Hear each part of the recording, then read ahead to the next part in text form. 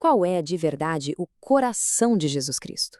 Olha, essa é talvez a pergunta mais importante que alguém pode fazer. Então, usando o livro de Danny Wortland como nosso guia, a gente vai mergulhar fundo no que está no centro do ser dele. A questão central que o material original levanta é bem essa. No fundo, quem ele é? Sabe, quando ele se depara com pessoas que pecam, que sofrem, pessoas como nós, qual é a reação mais instintiva dele? O que vem primeiro? O que flui dele de forma mais espontânea? E olha, fica claro desde o começo para quem é essa mensagem. É para quem se sente por um fio, para quem desconfia que Deus já perdeu a paciência, para quem até sabe que é amado, mas talvez se sinta, sei lá, uma grande decepção. Resumindo, é para cristãos normais. Ok, então por onde a gente começa? O lugar mais seguro, sem dúvida, é o único ponto em todos os evangelhos onde o próprio Jesus nos diz como é o seu coração. E aqui está. Ele não diz que é austero, exigente ou exaltado de coração. Não. Ele diz manso e humilde. Essa é a autodefinição dele.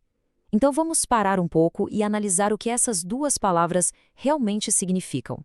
Ser manso, isso não tem nada a ver com ser fraco, viu? Significa que ele não é esquentadinho. Ele é a pessoa mais compreensiva do universo. A reação natural dele não é de irritação, mas de acolhimento. É um convite. E ser humilde aqui significa que ele é radicalmente acessível. Pensa só nisso. A pessoa mais gloriosa de todo o universo é também a mais aproximável. Não tem barreiras, não tem pré-requisitos. A única coisa que se precisa para entrar no abraço dele é o próprio fardo. Certo, mas palavras são uma coisa, né? Ações são outra. Como é que os atos de Jesus confirmam essa autodescrição? Vamos dar uma olhada em como o coração dele se manifestou nas atitudes que ele tomou. A gente vê um padrão muito claro e consistente aqui. Diante do sofrimento, ele age na hora. Diante do pecado, ele oferece perdão antes mesmo de pedirem. A compaixão é um instinto dele. E o mais incrível, até os inimigos dele tentando insultá-lo acabaram definindo perfeitamente o coração dele. Ele é amigo de pecadores. O teólogo puritano Thomas Goodwin resumiu isso de uma forma brilhante. É como se desse para tirar a carne de Cristo, o que se encontraria por baixo não seria uma máquina ou uma força impessoal, mas amor puro. As ações dele na Terra foram a prova disso. Bom, tudo isso é ótimo para quem viveu há 2000 anos, mas e hoje? Como isso se aplica agora? A análise, então, muda de marcha, do que ele fez para o que ele está fazendo neste exato momento, lá no céu. Cristo tem dois papéis distintos por nós. A intercessão dele é um apoio constante, sabe? Como o ar que a gente respira. Já a advocacia, esse é um trabalho de defesa específico, que é ativado exatamente quando a gente peca. Uma é um cuidado que nunca para. A outra é uma resposta de emergência. John Bunyan captura a perseverança do coração de Cristo de um jeito incrível aqui. Não importa a objeção que alguém levante. Ah, mas sou um pecador antigo, de coração duro, que se desviou. A resposta de Cristo é a mesma.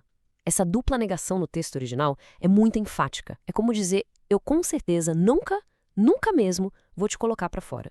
E isso nos leva ao ponto final e talvez o mais contraintuitivo de toda essa análise. É algo que desafia todas as nossas suposições sobre como Deus reage às nossas falhas. Vamos pensar um pouco. Quando alguém que está em Cristo peca, qual é a primeira, a mais profunda reação no coração dele? Qual é o instinto?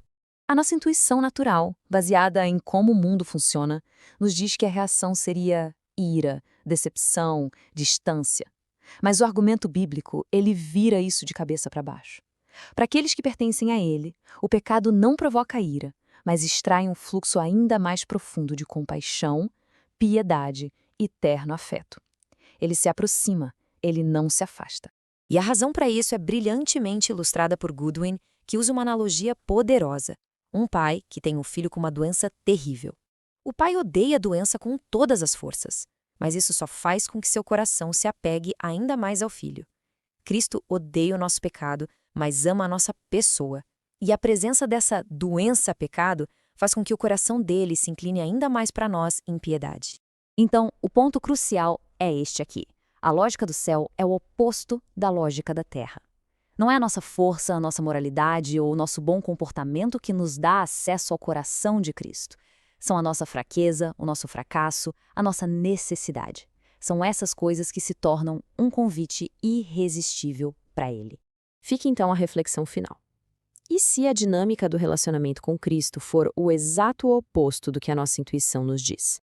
E se toda a nossa bagunça for, na verdade, um ímã para a misericórdia dele? É isso que significa ter um Salvador que é, no seu âmago, manso e humilde de coração.